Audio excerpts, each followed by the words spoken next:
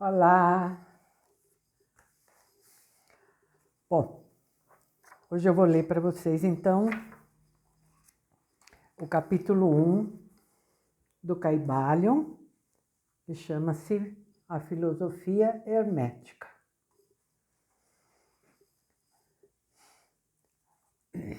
Os lábios da sabedoria estão cerrados, exceto para os ouvidos do entendimento. O Kybalion.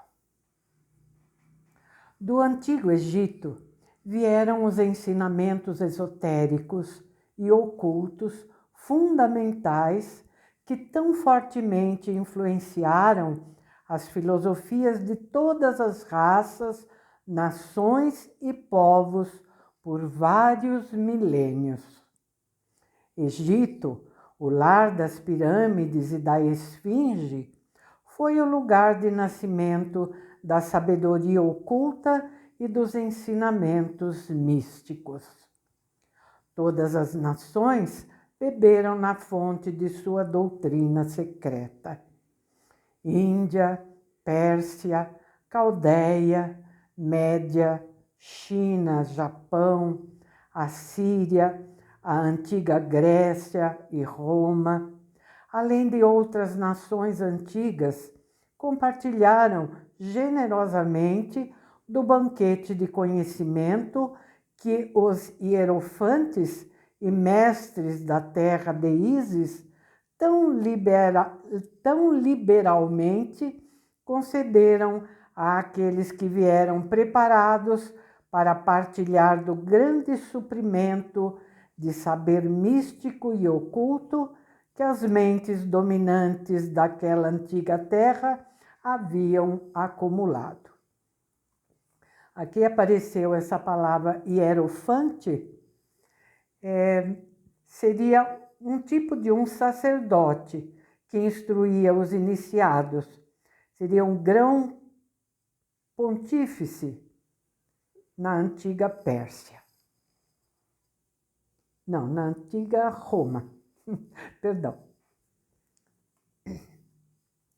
No Antigo Egito, moravam os grandes adeptos e mestres que jamais foram superados e que raramente foram igualados durante os séculos de sua trajetória, desde a época do grande Hermes. A grande loja das lojas dos místicos localizava-se no Egito. Nas portas de seus templos ingressavam os neófitos, que posteriormente, na qualidade de hierofantes, adeptos e mestres, viajavam para os 4 cantos da terra, portando consigo o precioso conhecimento que estavam prontos, ansiosos e dispostos a transmitir àqueles que, por sua vez, estavam prontos para recebê-lo.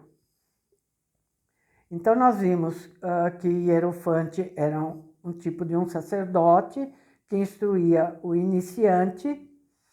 O neófito era um pagão recém-convertido ao cristianismo, para esclarecer esses termos, né? Todos os estudantes do oculto reconhecem o débito que têm com esses veneráveis mestres daquela antiga terra. Entre estes grandes mestres do Antigo Egito, entretanto, existiu outrora um que os mestres saudavam como o mestre dos mestres. Este homem, se homem realmente era, habitou o Egito em tempos remotos. Era conhecido como Hermes Trismegistus. Foi o pai da sabedoria oculta, o fundador da astrologia, o descobridor da alquimia. Dados minuciosos de sua biografia se perderam para a história devido à passagem do tempo. Ainda que vários países antigos hajam disputado entre si reivindicando a honra de dar a ele uma terra natal milênios atrás. A data de sua estada no Egito, em sua última encarnação neste planeta, não é atualmente conhecida, mas tem sido fixada nos primórdios das mais antigas dinastias do Egito, muito antes do tempo de Moisés. As melhores autoridades consideram-no um contemporâneo de Abraão, e algumas das tradições judaicas chegam a afirmar que parte do conhecimento místico adquirido por Abraão proveio do próprio Hermes. Com o decorrer dos anos, após a passagem dele por este plano de vida, a tradição registra que ele viveu 300 anos encarnado. Os egípcios deificaram Hermes e fizeram dele um de seus deuses, sob o nome de Thoth. Anos depois, também a Grécia Antiga fez dele um de seus muitos deuses, chamando-o de Hermes, o deus da sabedoria. Os egípcios reverenciaram sua memória durante muitos séculos, de fato, dezenas de séculos, chamando-o de o escriba dos deuses e atribuindo-lhe distintivamente seu antigo título, Trismegistus, que significa o 3 vezes grande, o grande dos grandes, o maior grande, e etc. Em todas as terras da antiguidade, o nome de Hermes Trismegistus foi reverenciado, seu nome sendo sinônimo de fonte da sabedoria. Até nos dias de hoje, empregamos como termo hermético no sentido de secreto, selado de modo a impedir todo vazamento, etc. Isso pelo fato de que os seguidores de Hermes sempre observaram o princípio do segredo em seus ensinamentos. Não acreditavam no lançar pérolas aos porcos, mas sim aderiam ao ensinamento do leite para os bebês e carne para os homens fortes, sendo essas duas máximas familiares aos leitores das escrituras cristãs, embora tenham sido ambas usadas pelos egípcios séculos antes da era cristã. Essa política de cuidadosa disseminação da verdade sempre constituiu uma característica do hermetismo, até na atualidade. Os ensinamentos herméticos podem ser encontrados em todos os países, em meio a todas as religiões, mas jamais identificados com nenhum país em particular, nem com uma seita religiosa em particular. A razão disso é a advertência dos antigos mestres no sentido de não permitir que a doutrina secreta se cristalize em um credo. A sabedoria contida nessa precaução é visível a todos os estudantes da história. O antigo ocultismo da Índia e da Pérsia degenerou e perdeu-se largamente pelo fato de os mestres se tornarem sacerdotes, com o que misturaram teologia com filosofia. O resultado foi a perda gradual do ocultismo da Índia e da Pérsia, em meio à massa de superstições religiosas, cultos, credos e deuses. O mesmo aconteceu com a antiga Grécia e Roma.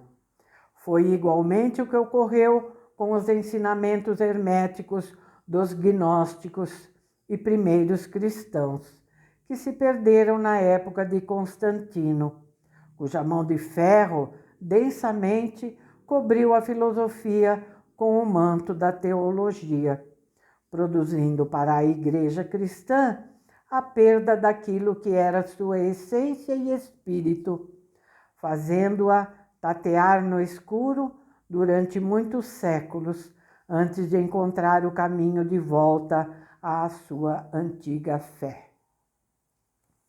A todos os observadores meticulosos neste século XX, são aparentes os indícios da atual luta da Igreja para retornar aos seus antigos ensinamentos místicos.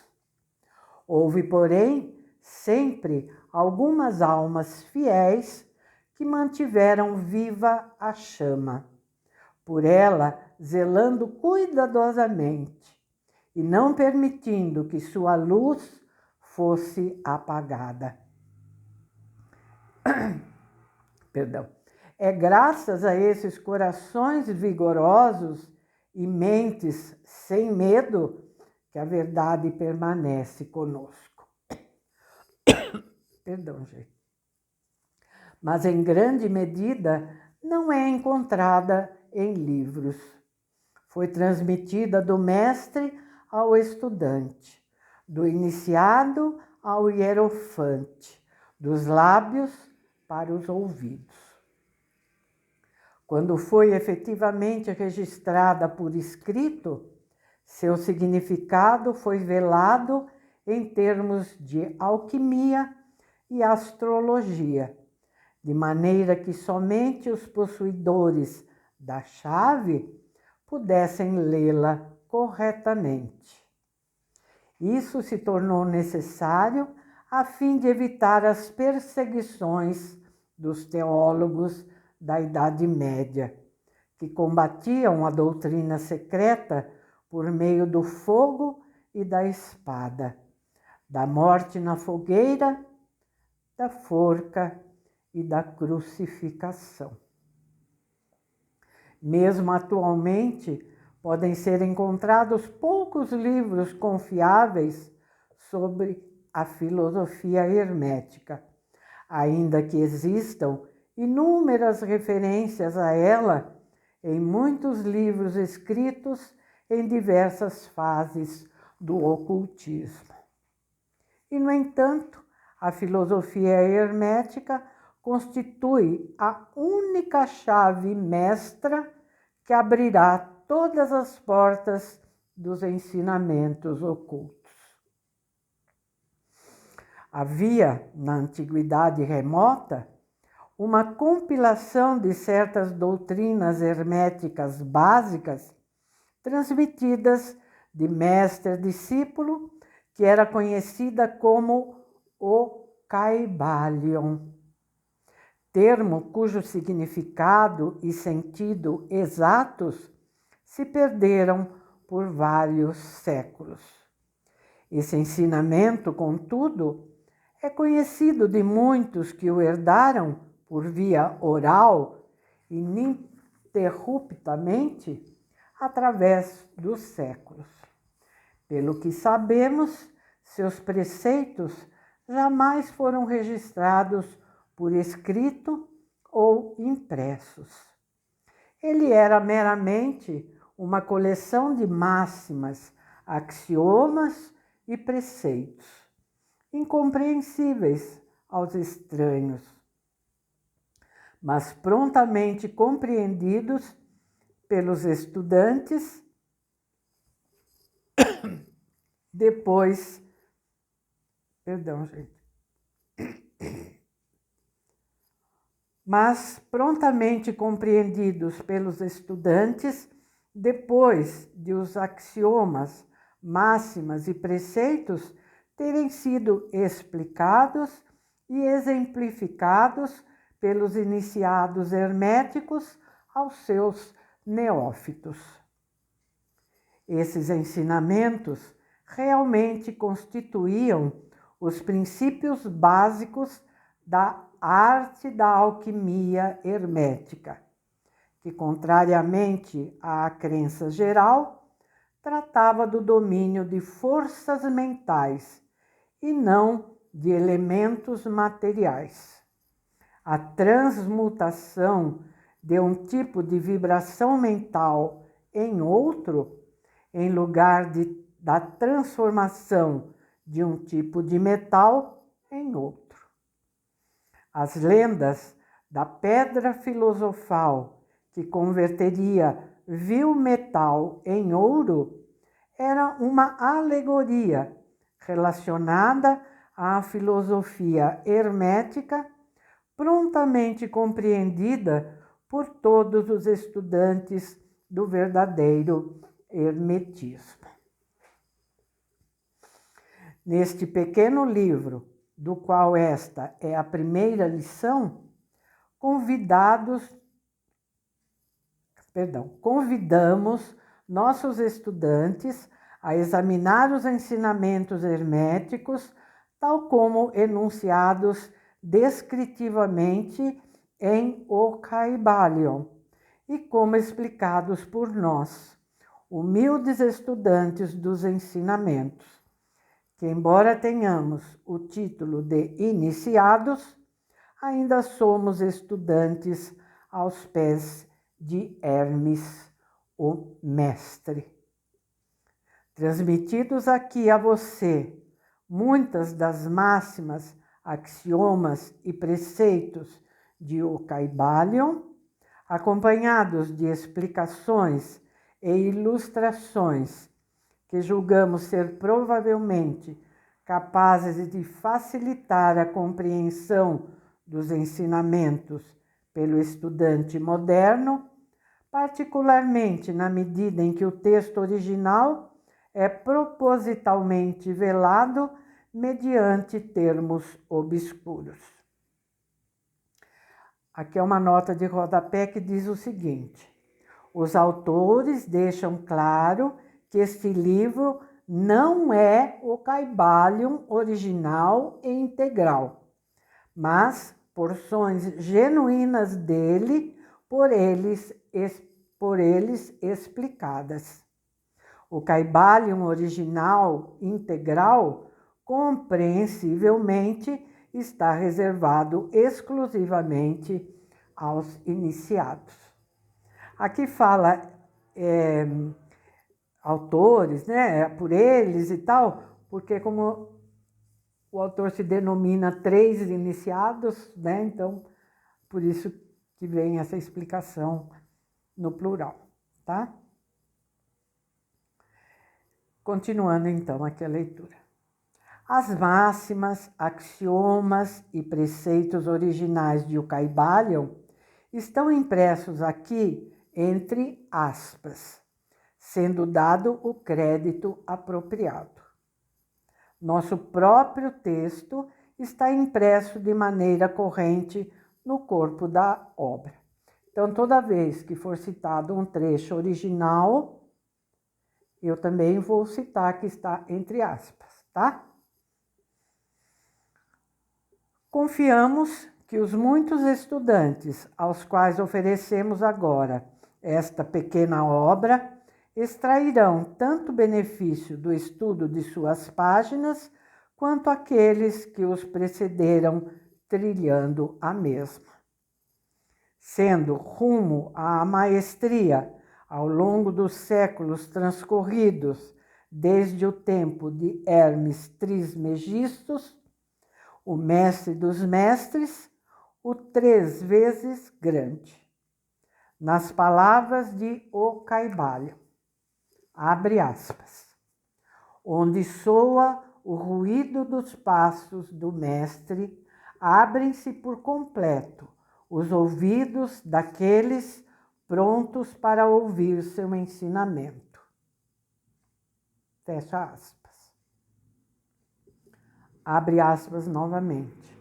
Uma vez que os ouvidos do estudante estejam preparados para ouvir, surgem então os lábios a enchê-los de sabedoria. Fecha aspas. A conclusão é que, de acordo com os ensinamentos, a passagem deste livro, dirigida àqueles prontos para a instrução, atrairá a atenção daqueles que estão preparados para receber o ensinamento. E do mesmo modo, quando o discípulo estiver pronto para receber a verdade, este pequeno livro virá a ele ou a ela. Tal é a lei. O princípio hermético de causa e efeito, no seu aspecto da lei da atração, reunirá lábios e ouvidos, discípulo e livro associados. Que assim seja.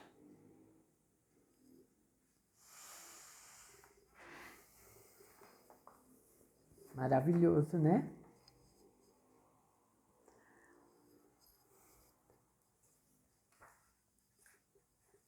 Que os vossos ouvidos estejam abertos e receptivos para as lições, entre aspas, né?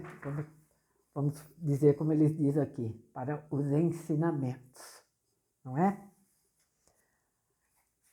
Então, a partir do capítulo 2, nós já vamos ver sucintamente, nesse capítulo 2, sucintamente quais são os 7 princípios. E depois, a partir do capítulo 3, ele vai destrinchar um a um desses 7 princípios, que é a base da filosofia hermética. Tá bom? Então é isso. Hoje ficamos por aqui. Voltamos com esse livro na próxima semana, tá?